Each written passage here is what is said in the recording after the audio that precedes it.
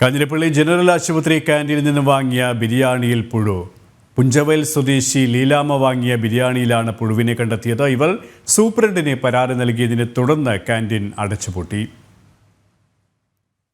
ഉച്ചയ്ക്ക് ഈ ഹോസ്പിറ്റലിൽ അഡ്മിറ്റ് ആയിരുന്നു. ഉച്ചയ്ക്ക് ഉച്ചഭക്ഷണം കഴിക്കുന്നതിന് വേണ്ടി ആശുപത്രിയിലെ കോമ്പൗണ്ടിൽ പ്രവർത്തിക്കുന്ന ആശുപത്രി ക്യാൻറ്റീനിൽ നിന്നും 3 ബിരിയാണി മേടിച്ച് അതിൽ 2 ബിരിയാണി ഓപ്പൺ ചെയ്ത് ഞങ്ങൾ കഴിച്ചുകൊണ്ടിരിക്കുമ്പോൾ ഞാൻ കഴിച്ചുകൊണ്ടിരുന്ന ബിരിയാണിക്കകത്തുനിന്ന്, അതായത് ബിരിയാണിയുടെ ചിക്കൻ ബിരിയാണിയാണ്, ചിക്കനകത്തുനിന്ന് പുഴു എനിക്ക് കിട്ടുകയും അതിൻ്റെ അടിസ്ഥാനത്തിൽ ഞാൻ സൂപ്രണ്ടിന് ഉൾപ്പെടെ പരാതി കൊടുക്കുകയും ഇവിടെ ഗൾഫുകാരെ ഉൾപ്പെടെ അറിയിക്കുകയും ഗൾഫുകാർ വന്ന് ഇപ്പം അതിൻ്റെ വേണ്ട നടപടികൾ ഇവിടെ നടന്നുകൊണ്ടിരിക്കുകയാണ്.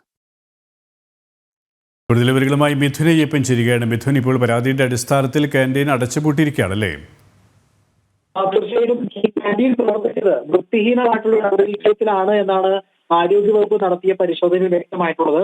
മാത്രമല്ല, ഈ ക്യാൻറ്റീനിൽ ഒരാളൊഴികെ മറ്റു ജീവനക്കാർക്കാർക്കും ഹെൽത്ത് കാർഡ് ഇല്ലായിരുന്നു എന്ന് കണ്ടെത്തിയിട്ടുണ്ട്. ഈ ഹോട്ടലുകളിലെല്ലാം പ്രവർത്തിക്കുന്ന എല്ലാവർക്കും ഹെൽത്ത് കാർഡ് വേണമെന്നുള്ള ചട്ടം നിലനിൽക്കുകയാണ്. ഒരു ജനറൽ ആശുപത്രി ക്യാൻറ്റീനിൽ, അതായത് അത്രയും ശ്രദ്ധയോടെ രോഗികൾക്ക് രോഗികൾക്കും കൂട്ടിരിക്കുകൾക്കും ഭക്ഷണം നൽകേണ്ട ഇടമാണ്.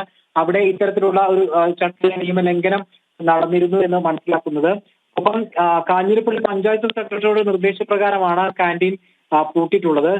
3 ബിരിയാണിയാണ് പുഞ്ചവയൽ സ്വദേശി ലീലാമ്മ വാങ്ങിയത്.